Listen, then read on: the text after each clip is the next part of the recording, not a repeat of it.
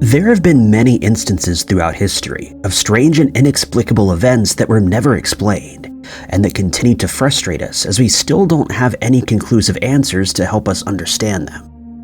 In most of these cases, we can only begin to guess what the cause was, or what the circumstances were that led to a baffling mystery being born.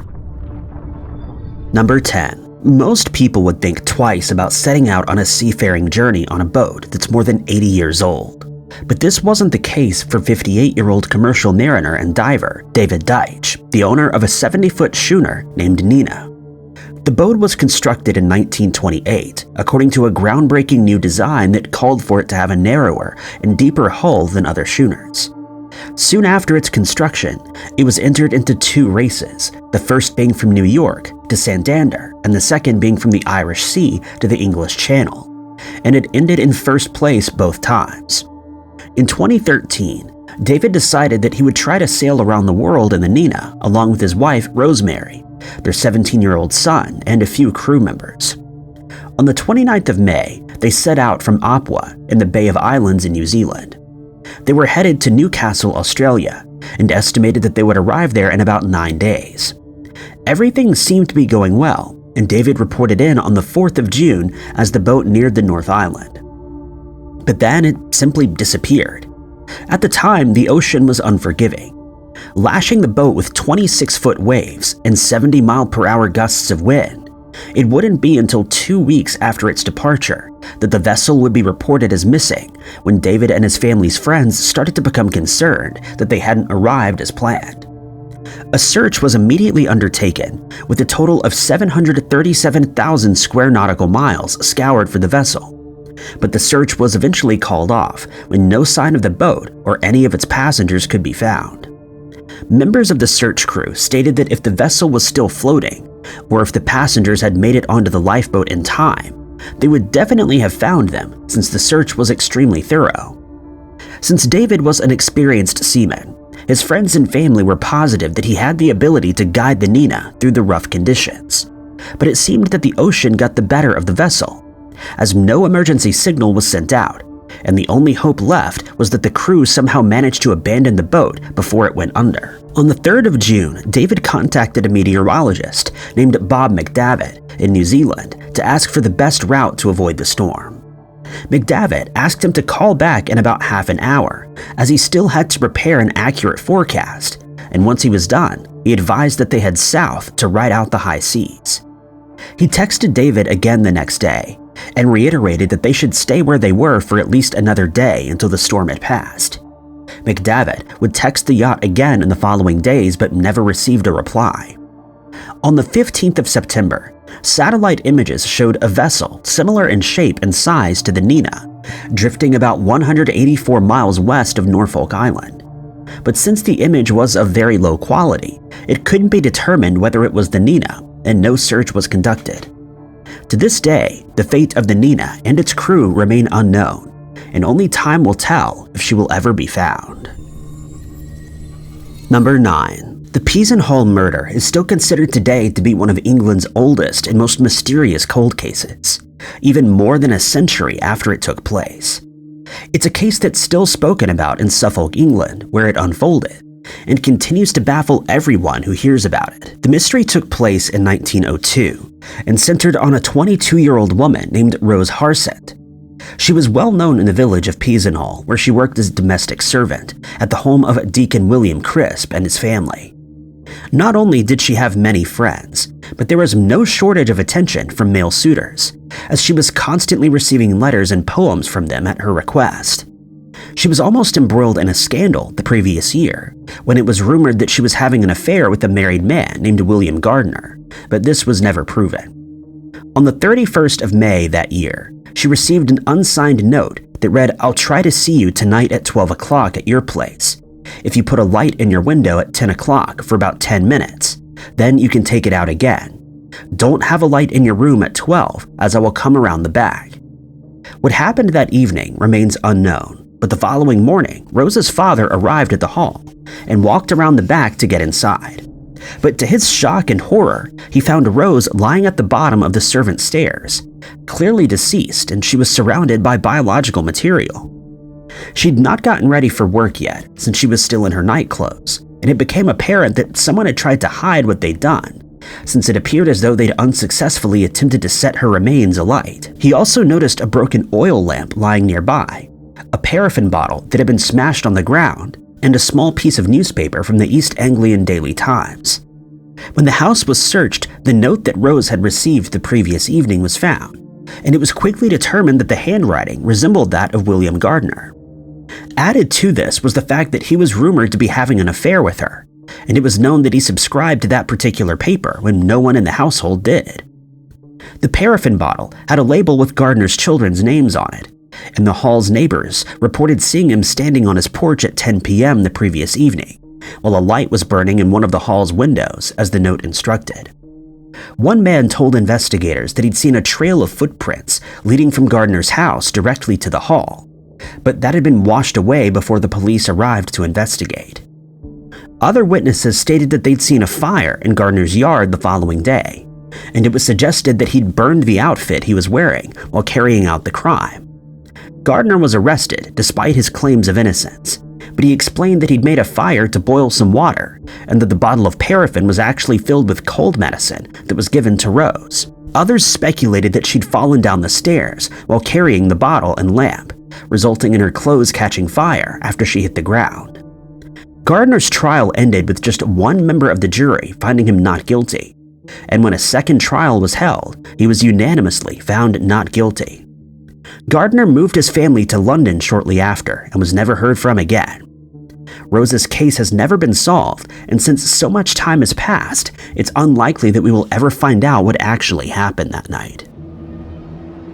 Number 8. Robert Gallagher, better known to his friends and family as Robbie, was known to have an innate love of the ocean, as he could often be seen surfing or swimming the waves off the coast of Oahu, Hawaii. He would often tell his family and friends that spending time out on the ocean served as a type of therapy, and so it came as no surprise that he started to suffer mentally during the COVID-19 pandemic lockdown, since he wasn't allowed to partake in his usual activities. He spoke to his mother on the phone on the 31st of October 2020, and she once again noticed that he seemed to be in a bad mental state. She and other members of the family urged him to see a professional, but their pleas fell on deaf ears.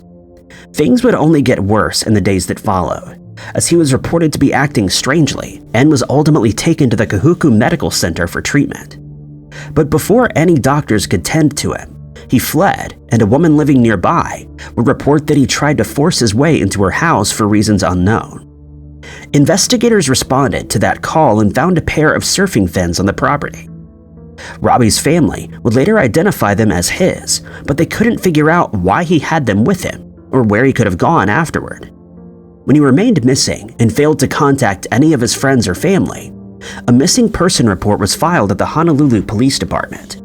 In the days that followed, his family was contacted by someone who found Robbie's cell phone lying by the side of the road, but when they received it, they found nothing to indicate where he may have gone or what may have happened to him.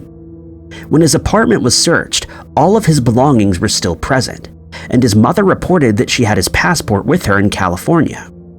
Searches of the area were conducted to no avail, and soon Robbie's case went cold. There have been a few instances where people have reported seeing him, but these tips never resulted in anything positive, and Robbie remains missing today. His family announced that they're offering a reward of $10,000 to anyone who comes forward with information leading to him being found, but no such information has been received so far. Investigators don't believe he was the victim of foul play, but admittedly have no idea what could have become of Robbie, as they've never received any solid leads and have uncovered no further helpful clues. Robbie is described by his family as having blonde hair and blue eyes. He stands at 6 feet tall and at the time weighed approximately 165 pounds. His family has also reported that he needs to take certain medications every day, causing them even more concern for his well-being. When he was last seen, he was wearing sandals, shorts, and a t-shirt, as he was accustomed to. Anyone who knows where Robbie is or what happened to him is asked to contact the Honolulu Police Department at 808-529-3111. If you'd like to remain anonymous, you can contact Crime Stoppers at 808-955-8300. His nameless case number is MP78635. Number 7. In 1963, a team of researchers were excavating a site in Vienna, Spain, when they uncovered a treasure trove of silver and gold jewelry, bottles, and bowls that dated back about 3,000 years. It became known as the Treasure of Vienna, and soon after its discovery, researchers started speculating who may have left it there. One archaeologist named José María Soler Garcia noticed something strange about some of the artifacts, as they seemed to contain a darker metal than the other gold pieces. He noted that it was only shiny in certain spots, and it seemed to contain an outer layer of some kind of oxide. When the pieces were inspected more closely, researchers were surprised to find that the metallurgy used to create the items was far more advanced than the typical techniques used in those days, and they were left baffled as to who could have created them. Most of the items were quite easy to date, but the same could not be said about two of the artifacts: a hollow hemisphere that's believed to have been part of a scepter or a sword at one point, and one of the bracelets. These two items were seemingly made from a different kind of material, and they didn't seem to fit in with the rest of the trove. In recent times, a more thorough and accurate test has been performed on these two objects, and the results were very surprising. In a paper published by some of the researchers, it's revealed that the two items were made from iron that came to Earth via a meteorite that crashed in our planet about 1 million years ago. If this is true, it would mean that the artifacts date to the late Bronze Age. But this only deepens the mystery, since we know of no humans that used iron as a crafting material that long ago. Back then, there was no way of extracting iron from the ground, and hence the only plausible explanation is that the iron was sourced from a meteorite. But even if this is true, how did the creators of the items know that it contained iron? And furthermore, how did they extract it? It's been speculated that both the bracelet and the disc were made from iron salvaged from the same meteorite, and they're believed to be the first ever items found in the Iberian Peninsula that were made from extraterrestrial materials. It's thought that the items, and likely similar artifacts, were made through trial and error, since no one would have been familiar with iron metallurgy at the time, and they would have had to develop new techniques to use it properly. If these findings are really true, it would mean that people in that region first learned how to work with meteoric iron before discovering iron in the ground beneath their feet, and by the time they did this, they would have gained a wealth of knowledge, making them experts at that particular craft. Research is still being conducted in an effort to identify the creators of these valuable and historically important items, but to date, we have no idea who made them or who they belonged to. Number 6. UFO sightings remain some of the most intriguing and baffling mysteries, since very few of these events are ever fully explained. There have been some instances where lights in the sky were found to be caused by military aircraft, weather balloons, flares, or even distant planets. But one such event that took place in Sweden in 1972 is yet to be explained. The area in question is called Ängelholm. It's here that a famous ice hockey player, 28-year-old Gösta Karlsson, had a strange encounter one day that would change his life forever, and according to him, he's all the better for it. On the 18th of May, 1946, Karlsson was on his way home after spending some time at the beach, and to get there, he elected to walk through the forest. A short while after entering the forest, he became aware of a strange beam of light, and he decided to investigate. To his surprise, he stumbled across a strange-looking craft sitting on the ground. As strange as this was, he was even more startled when he realized it was surrounded by strange beings that seemed to be making some repairs to the craft. Years after the fact, he reported that the craft consisted of a single metallic disc, and at the time it was resting on a fin that he described as similar to a keel fin. It also had 2 legs that seemed retractable, and he decided to try to communicate with the strange beings. But as he approached, one of the figures used a device that was mounted on its chest to keep him at a distance. He got a good look at the beings though, and stated that they looked a lot like humans, and that they were wearing tight-fitting white clothes with boots, hoods, and earplugs. He remained in the area until the repairs to the craft were completed, and watched as it ascended into the sky and out of sight. He then walked over to the site where the disc was, and there he found a strange rod made of quartz and several other unknown items. He sketched the craft he'd seen and measured some of the indents left in the ground by the disc. In the months that followed, he reported seeing strange dreams in which a pilot of the craft would talk to him, though he couldn't figure out if this was being done verbally or telepathically. Whatever the case may be, he was told that pollen could be used as a natural remedy for several ailments. This led to him quitting his job to experiment with pollen full-time, and before long he founded a company called Cernel. The company makes use of bee pollen to create natural medicine products, and in a very short span of time, it was doing so well that he became a millionaire, known as the Pollen King. He has attributed his success to the recipes given to him in his dreams by the extraterrestrial pilot, and in 1972, a memorial was erected at the site of the encounter to commemorate the beginning of Carlson's lucrative career. There are many skeptics who believe Carlson invented the tale to draw attention to his new endeavor, and that there was no UFO in the forest that day. The only one who truly knows what happened that day is Carlson, and he remains adamant that he would never have been able to develop these medicines without the help from beyond the stars. Number 5. In August of 1982, 21-year-old Janet Landry Bryce was living in Baton Rouge, Louisiana. She was employed as a bartender while her husband worked at a job offshore, though the specifics of his occupation aren't known. On the night of the 25th of August of that year, Janet was spending some time out with friends. They decided to go to a bar, which was located on Florida Boulevard, and while there, she saw someone in the crowd that she recognized. She walked over, realizing that the man was an old school friend of hers named Randy, and she introduced him to her friends as such. They spent some time together in the bar catching up, and when Randy mentioned that he didn't have a ride home, Janet offered to take him in her car, a 1973 tan and brown Ford Galaxy 500. She got in her car with Randy and another of her friends and then drove to the friend's house on Collin Drive, where she dropped them off. She and Randy then left, and the friend later reported they drove in the direction of Cedar Crest. This was the last time that anyone saw or heard from Janet, and her disappearance continues to baffle investigators, as there's no indication what may have happened to her, or if she simply disappeared of her own accord. During the investigation into the case, efforts were made to identify the man that she met that night, since some people believe this wasn't actually Randy, who she knew from school. But despite making many inquiries, he's never been identified and has never come forward to clear his name of wrongdoing. No further clues could be found until 6 weeks later, when Janet's car was found abandoned in East Baton Rouge, close to Bel Air High School. When it was searched, the keys were found to still be in the ignition, and it would later come to light that several people had been driving it since Janet went missing.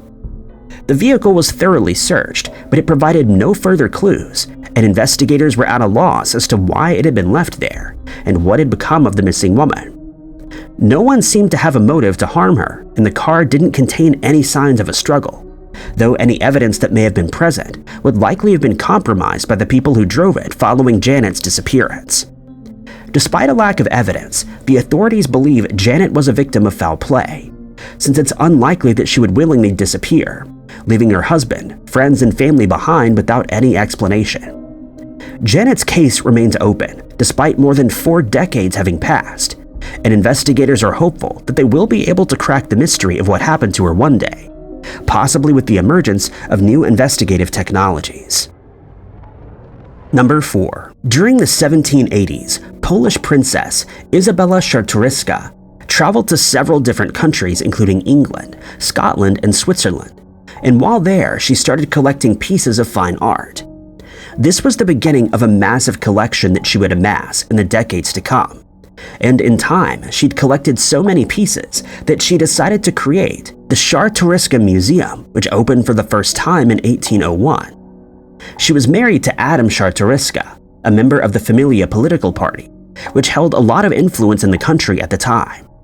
She used her stature to found a school for girls, as well as a school for young people of all genders, and another for the less fortunate. She's known to have kept in touch with prominent figures, and even published some of her own books.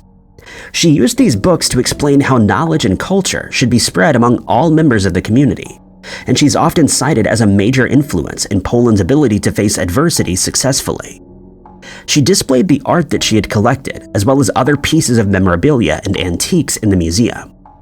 Added to this was a casket that she filled with 73 very valuable items that had once belonged to Polish royalty, mostly comprised of expensive jewelry. Since the casket contained so many valuable items, it was hidden away in a museum, the estate where she and her husband lived, and it remained there until 1830, when the Polish-Russian War was being waged. Fearing that the royal casket may be stolen or damaged, Isabella decided to have it moved, and it was hidden behind a brick wall. It remained hidden until 1939 during the Second World War, when one of the Czartoryska family's employees, a German man, told German soldiers where it was hidden, and it was promptly stolen. The soldiers who pilfered the casket divided its contents between them, and while some of the other valuables that were stolen from museums and buildings in the area were eventually either found or returned, none of the items in the casket were ever recovered. Today, the Princess Czartoryska Museum is the oldest of its kind in Poland, and her legacy lives on in the pieces that were collected by her son, Prince Adam, who passed away in 1861. There's been much speculation as to what happened to the items stored in the royal casket over the years, but none have been proven, and many people believe that the pieces were likely melted down and sold for profit. Number 3. In October of 2020, Jordan Cheyenne Nebling was a 19-year-old woman living in Travelers Rest, California.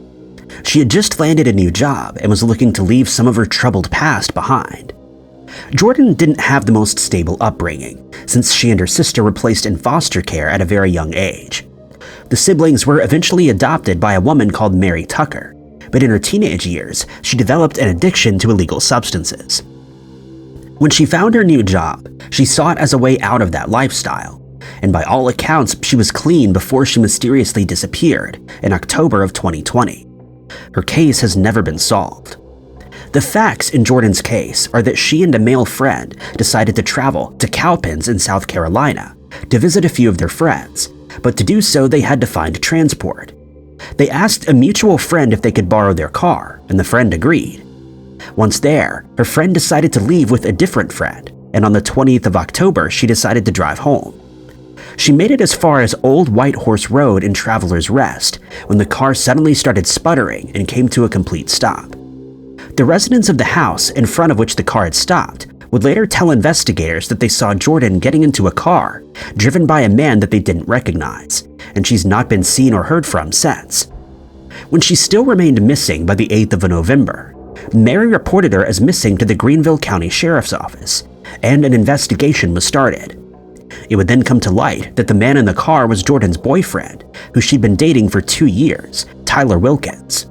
When he was questioned, he stated that he and Jordan went to his place after he picked her up, but once there they got into an argument, and he stated that she left on foot alone, though she didn't say where she was going. No further clues or tips were ever received in Jordan's case, and their fate remains unknown to this day. Many people feel that Wilkins is responsible for her disappearance, since he was arrested in 2022 and charged with ending the life of his new girlfriend, Clarissa Michelle Winchester. It was found that Wilkins kept Clarissa confined in one of his family members' houses, and that she lost her life due to the assault. The case is still scheduled to go to trial, but no additional charges have been announced as far as Jordan's disappearance is concerned. While there's no way of proving it as of yet, investigators believe that something untoward happened to Jordan, and that she didn't simply disappear of her own accord. They continue to look for clues and welcome any tips that are submitted. Jordan is described as having blonde hair and blue or hazel eyes. She stands at 5 foot 5 inches tall and weighs between 90 and 100 pounds. The last time she was seen, she was known to be wearing black leggings and a gray sweatshirt. Her family has added that she has a tattoo of the words "Live Free" and a few birds on one of her forearms. Anyone who sees Jordan or knows what happened on that day that she disappeared is urged to contact the Greenville County Sheriff's Office at 864-271-5210. Jordan's nameless case number is MP84562. Number 2. When we talk about strange phenomena in the sky, most of us instantly imagine flying discs piloted by strange alien creatures, or unexplained celestial events that have been recounted in history books. While many of these occurrences remain unexplained, there's another phenomenon that's been seen by people all over the world, and while it doesn't involve shimmering flying discs or aliens, it remains a mystery. The phenomenon in question is called angel hair, and those who have seen it describe it as strange, stringy, and wispy strands that fall from the sky, seemingly without any origin. As the name suggests, many people believe that this is a sign that angels are nearby, or that some other heavenly event has taken place. But others have tried to find more scientific explanations. The problem with solving this mystery is the substance itself. While it's been seen by thousands of people through the years, no one has been able to collect a sample, since it always seems to evaporate right before it touches the ground or the hand of a passerby. Therefore, it's never been analyzed, and no one knows what it's made of. While most sightings end with the substance disappearing into thin air, some people have reported that it transforms into a strange jelly-like substance, before simply vanishing. Others have watched in awe as the strands descend to the ground, but before making contact, saw it rising back up into the air and out of sight. Due to its ambiguity, many people feel that the substance is the result of a paranormal event, but some skeptics and conspiracy theorists have a few of their own suggestions. They believe that the wisps may be proof that the governments are using chemtrails to spread chemicals among the world's population, or that they're the remnants left behind by extraterrestrial craft that are flying unseen overhead. Others have a more rational explanation. They've speculated that they may simply be strands of cobwebs that have been swept up as the wind blows through spider-infested trees, though this doesn't explain why the strands suddenly disappear before they touch the ground. It's also known that some spiders migrate with the use of their webs and the wind, but since no spider has ever been seen falling with the strands, the theory has never been definitively confirmed. One witness from Portugal stated that they had the chance to expose the wisps to UV light in 2014, and they suddenly seemed to come alive, though they offered no evidence to back these claims up. Then there's the suggestion that they might be the result of atmospheric electricity interacting and polarizing dust in the air. This is said to cause dust particles to stick together, resulting in the strange strands that then fall to the ground. It's believed that the very first account of a sighting of angel hair occurred in 1741, when people in the towns of Bradley, Selborne, and Alresford in England reported seeing 1-inch long and 5-inch wide strands falling from the sky and simply disappearing without explanation. In the 1950s, a school principal in France reported seeing a cylindrical flying object in the sky, along with a circular craft. As they flew by, they left a strange filmy substance behind, which then fell to the ground. He managed to pick up some of the strands, after which he rolled them into a ball and watched as they turned into a gelatinous substance before disappearing as if they'd never really been there. Hence, many people still associate the strands with UFOs. To this day, we have no idea what causes angel hair or what it's made of.